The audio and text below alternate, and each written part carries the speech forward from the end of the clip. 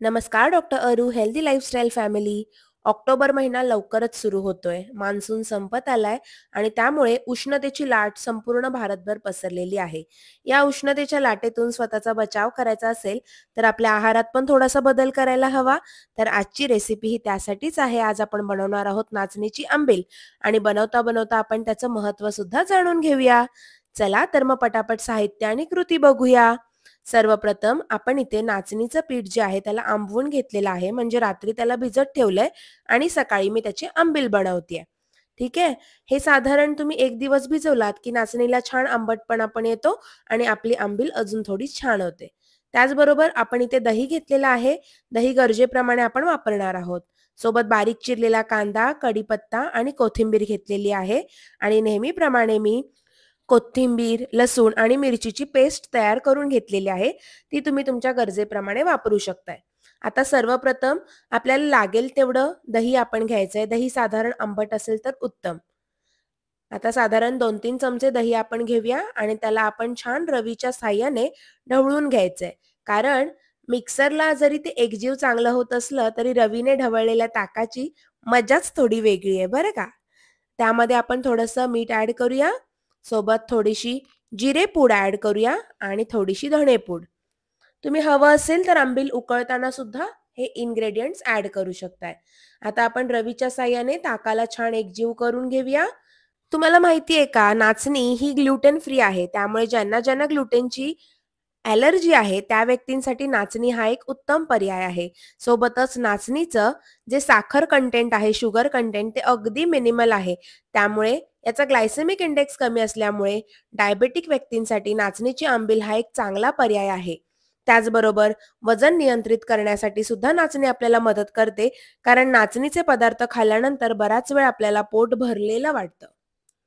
आता आपण या ताकामध्येच थोडीशी नाचणीची पेस्ट ॲड केली आहे आणि आपण हे सगळं ताक आणि नाचणीची पेस्ट एका दुसऱ्या भांड्यात ॲड करून घेऊया, जेणेकरून आपल्याला रवीच्या साहाय्याने त्याला चांगलं ढवळता येईल.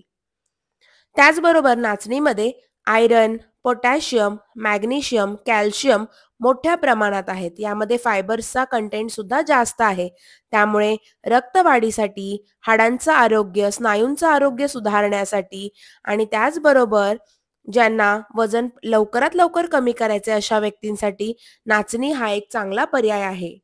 त्याचबरोबर नाचणीची आंबील आपल्याला पोटाच्या विकारांपासून सुद्धा लांब ठेवते. ज्यांना ज्यांना अपचन, सतत ब्लोटिंग किंवा गॅसेसचा त्रास होतो, त्यांनी नक्कीच आपल्या जेवणामध्ये नाचणीच्या आंबिलीचा समावेश करावा. आता इथे आपण उरलेली नाचणीची पेस्ट आणि अजून अर्धा तांब्या पाणी, म्हणजे साधारण आपण 1.5 तांब्या पाणी आणि 1 वाटी नाचणीची पेस्ट आणि साधारण 3 चमचे वापरून बनवलेलं ताक यांचा समावेश करून छान एकजीव करून घेतलेली आहे आंबील. आता आपण गॅसची फ्लेम मंद ठेवायची आहे आणि या आंबिलीला चांगलं उकळून घ्यायचं आहे. अधूनमधून आपण त्याला मिक्स करत राहायचे, हलवत राहायचे, जेणेकरून ही जी नाचणीची आंबील आहे ती फुटणार नाही. आता आपण यामध्ये लसूण, मिरची आणि कोथिंबीरीची पेस्ट ॲड करून घेऊया, ज्याने या आंबीलला छान तिखट असा चव येईल. जर लहान मुलांना देत असाल ना, तर मिरचीचं प्रमाण आणि लसणाचं प्रमाण थोडं कमी ठेवलात तरी काही हरकत नाही. साधारण एक 10 मिनिटानंतर आंबिलीला चांगली उकळी यायला सुरुवात झाली आहे. अधूनमधून या आंबीलला आपण मिक्स करून घ्यायचंय, जेणेकरून ती फुटणार नाही.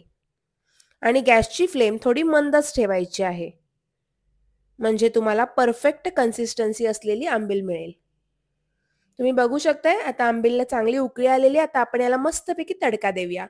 इथे मी छोटासा तडका पॅन घेतलाय, त्यामध्ये थोडंसं तेल ॲड केलंय.